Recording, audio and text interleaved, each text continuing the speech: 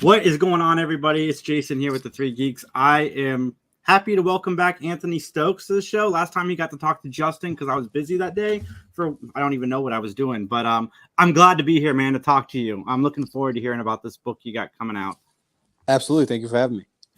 Yeah, so this book obviously deals with trauma and so forth, and in your biography it says that you like to write about that. What is it about that subject with mental illness that you like to address? Because it's something that's very important in our society, especially right now, and not a lot of people talk about it. I think it's just nice to have a good emotional backdrop for your stories. You know, it's nice to base them in something real, so that whatever you have going on, you have something that audiences will gravitate towards, pretty much. So tell me about the new book. Absolutely. So it's called Intrusive Thoughts, issue 2. It's about a kid. He's got depression, anxiety, sleep paralysis, and his sleep paralysis demon bites one of his classmates, manifests from his head and bites one of his classmates. So it's like a supernatural mystery thriller / horror. Nice. Where'd you get the ideas from? That's a good question. I think I actually had this idea kicking around since I was in high school. It's hard to say, where the ideas come from, right? Because you just pick a little bit of piece here, you get a little piece here. But I just love working on horror, and like we said, working on something that's about mental illness is, a plus for me. Is horror one of your favorite genres, like in general? Yeah, it is. So I love horror. Like I want really like bleak atmospheric horror, or I want like super raunchy comedies. Those are my two favorite kind of genres. So I love A24 horror movies. I love Judd Apatow movies. It's like that's kind of like my jam. Yeah, man, I love the raunchy comedies.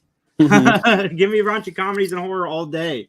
Yeah, for sure. I'm a huge horror fanatic. I love the genre mainly because horror can encompass so many different kinds of genres in and of itself, like comedy, action, and so forth within the horror. And so, is there any of you that you put into your characters? Oh, 100%. So when I have a premise, I'll have kind of just like an idea, right? It won't materialize, but what I do is I gotta put some kind of element in there to get me invested into the story, and that's like the second step of the process. How far are you into the Kickstarter right now? Oh, it's not. It's launching October 10th. It hasn't launched yet. So we've got it's built. The page is built. We're just waiting on to get some covers, and we're doing some promo. Make sure we get a good launch. Awesome. Do you get nervous before the Kickstarter starts? Always. I'm always nervous. Your Kickstarter starters do pretty good though. So you still get nervous. I have a friend who does it too, and he uses Kickstarter, and he says, all my books get funded, but it's you never know. Like you never know. You never know. But until you hit launch, you have no idea, So luckily, I was able to build. I have a decent fan base. I'll probably have like 60 to 70 people that will come back, whatever I make. So we're trying to expand on that for sure. And the first issue did really well, So like I said, we're trying to build on that. Nice. Go from a wrestling book to this horror thing. I like your versatility. Like it's very great. And who do you like? How do you find the people to do your illustrations for you? It depends, man. It's like sometimes it's Twitter, sometimes Instagram. Definitely social media. I'll say that. Sometimes it's a recommendation, but generally speaking, it's gonna be through social media for sure. Do you ever have somebody in mind? You're like, I gotta reach out to that guy. Oh yeah, no, 100%. I mean, this came about because the artist DNS had done a bunch of covers for me. I think 2 or 3, and then I decided to ask him to go ahead and work on this for me. So like usually a lot of times the pipeline is cover, see how we work together, and then once we get the cover, then maybe they get a series. Nice. That's typically how it works. Yeah. So, who are some of your influences in the comic world? In comic book world, oh man, I influence in comic books. It's hard to say because I really read more manga. Than I grew up more on manga. Being a child of the '90s, so like Yu-Gi-Oh, Naruto, One Piece and stuff. If I had to say general influences, I would say Tarantino. I mentioned Judd Apatow. This guy Fujimoto, who does Chainsaw Man, is also a huge influence.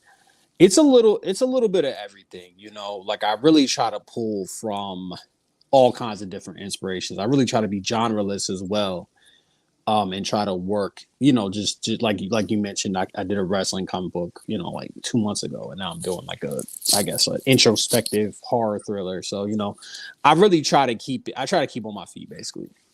Yeah, it's good to stay versatile because then you get to expand your audience more instead of Yeah, being focused on the people that like horror. Some people won't pick up a horror comic book, and it's nice to have that because your wrestling comic book could get the person out into the horror comic book to go check out your horror book, and vice versa. So, yeah, yeah. I know it's great to be. Who would you get to make a Intrusive Thoughts movie? I'm an aspiring director writer, so I would say me, but Nice. I feel like Jordan Peele would be a layup, right? Like that's a pretty obvious one. I feel, you know, that's a safe bet. Jordan Peele hasn't missed yet. Go. I didn't like Us very much, but I mean, I I didn't like haven't seen that. Lovecraft Country That's that the much only one either. I haven't seen yet. Lucky you. No, no, it's not that bad. So I would say Jordan Peele. You know, or maybe Del Toro. Guillermo Del Toro. That wouldn't be bad either. Like Del Toro would be an interesting choice for sure. I don't know if the movie would ever get made because I feel like he works on like I feel I feel like he's attached to all this stuff and he makes like 2 movies a decade. Yeah, it's kind of like Tarantino. He gets attached to a bunch of stuff and then doesn't end up working out because he's got his vision. And same thing with Del Toro. They've got their visions, and if the studio's not going to work within their vision, they're not going to do it because they don't need to change. They can do their own thing.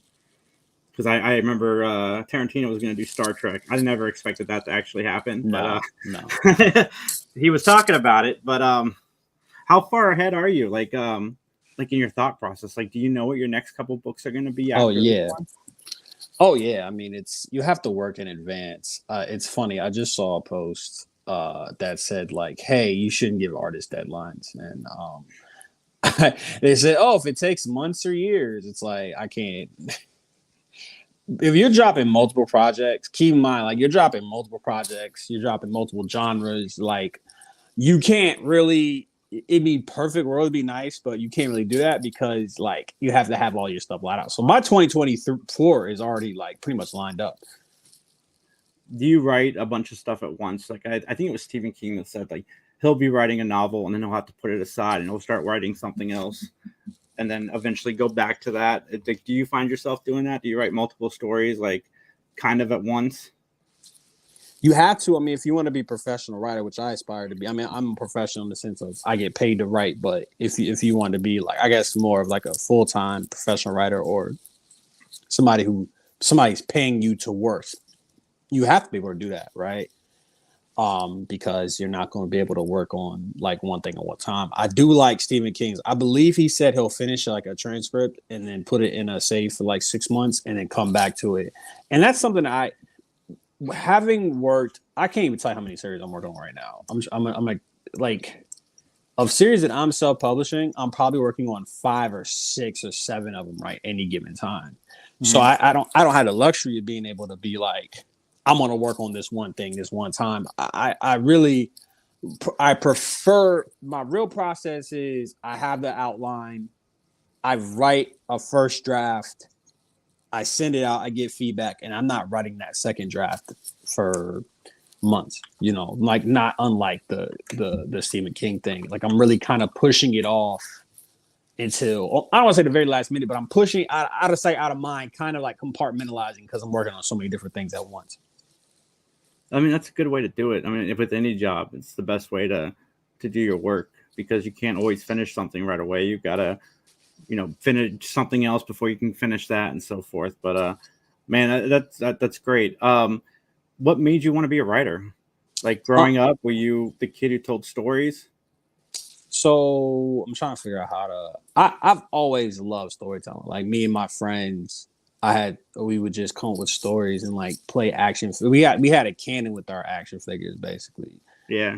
And that kind of started the storytelling bug, and I had so much fun with doing that.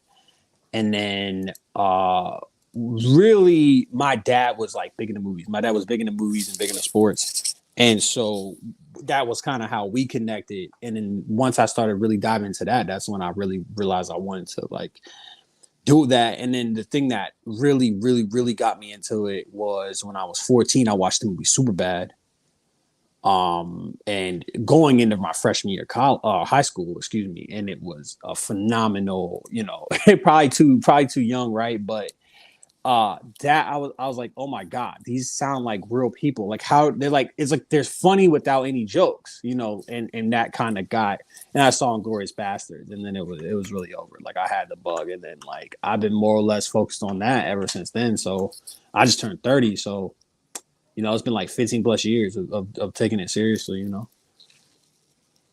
Nice. Yeah, writing to me seems like it'd be such a tough gig because it's you're putting so much of yourself in your characters, and you know whenever you put something out in the public you're going to get feedback. And I just, what's it like when you receive feedback? Because I do a podcast and you know we get feedback all the time, and it's not the same as the kind of stuff you're doing, and I'm just curious, like, how do you handle that? How do I handle getting feedback? You mean like just overall, like negative feedback, Or the positive trolls? feedback? Yeah, the trolls. How do you deal with the trolls, I guess? Man, that should be pissing me off. Oh, can I say that? I get irritated. It gets to me sometimes, right? Like it happens. But I mean, ultimately, like for me, writing is like a necessity. You know, like I need to write. I need to express myself, or I get depressed. Like there was a time where I was going through a really bad depression, and I actually worked on a series, and I felt better. So to me, it's like you gotta do whatever we gotta do, you know, and that's the reality. When you love something, you'll when you're dedicated to something, it doesn't really matter, right? Like you'll take the good with the bad at that point. Yeah. Anytime you're creative, I think it helps with depression as well. No matter what you're doing, if you're building a puzzle or Yeah, writing a story, which writing a story is like writing, you know, doing a puzzle. So yeah, no, I mean, yeah, you gotta keep yourself busy, right? Like that's what it's really about. Um, so you know that I I hear you. There's so much that goes into it, and there's so much work that goes into it. And people always tell me to slow down. Well, not always. I think people will stop trying at this point. But it's like you just gotta think about, for me, how many people want to do this? Like how many people want to make, like, right? You know, and I think everybody would prefer to do full time, right? Like I think that's some people, like one, you gotta think about how much you make at your day job, bro. Like 40 hours a week. So 40 hours a week, that's a lot of hours a week. Like think about how consistent that day job is. And then you think about how little money there is in the industry, specifically comics, and you think about like the competition.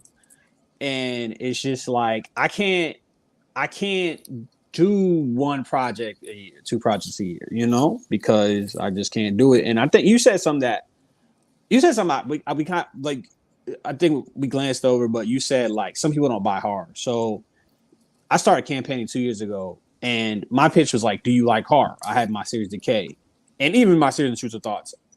I like, "Do you like horror?" And people would be like, "No," and then I'm like, "Okay, well, I don't have anything for you. I'm not even gonna give you the pitch, right?" So now, then my focus became like having multiple genres, right? Like having something for everybody. That's really what I want. I want, you walk past my table, I want to have something that will pique your interest a little bit, you know? yeah, and it's great that you can do that. Not a lot of people can, you know, be that versatile and write in different genres. When's your raunchy comedy coming? Man, I actually soon next year. Actually, that's a great question. Next year, and because I want it on the table. You know, I actually have a I can't even, I don't even know. I guess I can talk about it. It's Fun to Kill People, and it's about a kid whose mom is both his parents are serial killers, and it's just he's just trying to survive, and he's just a crazy little vindictive little shit basically. So it's coming. Like even that, I don't. I think the problem is I'm not a traditional writer, you know, in the sense of I don't do what I call writer stuff. Like I don't have a MacBook. I feel like that's the thing, right? You buy a MacBook, like, oh, you know, like I'm taking a picture next to a typewriter. Like I've been doing it so long that a lot of the mystique has been taken away, you know? Like I've been doing it for 15 years. So I don't romanticize writing. You know, like it's a job. So there's a lot of stuff. So I don't I think also I would call myself a modern writer in that I think nowadays genre means less and media like medium means less, you know? Like um when you look at the popular movies like Everything Ever All at Once, right? Parasite. You're looking at like the MCU, you're looking at miniseries, right? Like, oh, we're combining movies and TV shows.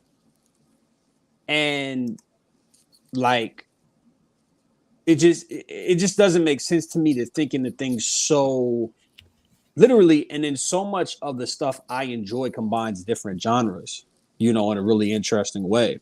Like, what's better than a horror movie? Let's talk about Jordan Peele. Like, I think part of what makes Jordan Peele work is that he's able to really humanize his characters through comedy. You know, for example, for instance, you know, a lot of your favorite moments in a movie, TV show, whatever, are when it breaks out of genre and catches you off guard. I'm thinking of right now, Toy Story, like that's a movie for like that movie's like what 60 minutes, and there's legitimately like scary moments in that. You know, there's the moments with the aliens, there's the moments with the toys.